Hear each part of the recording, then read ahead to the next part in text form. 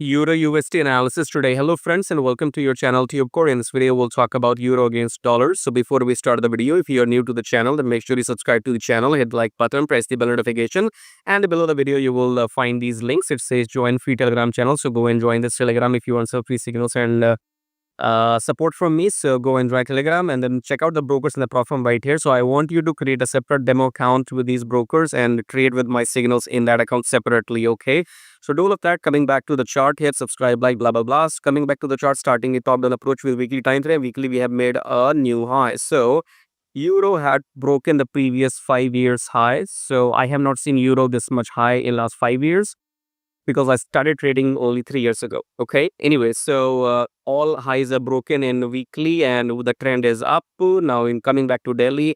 Now you also have to understand that the dollar had been in the downtrend since 14th of February. So it's been more than 4 months, or maybe almost now.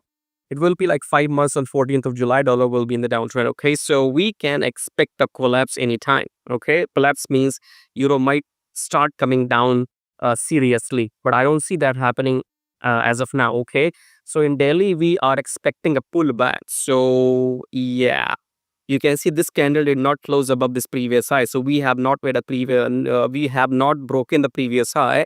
I'm expecting a pullback, and let's see in 4 hour what do we have. In 4 hour, again you see here, in 4 hour we have not broken this previous high. Okay, so this is the downtrend pullback, and we should go down at least till the EMA. Okay, so I am not entering long in this what we call euro USD until this previous high is broken, which is at how much? 1798. Okay, so if this high is broken, then pull back and then go long.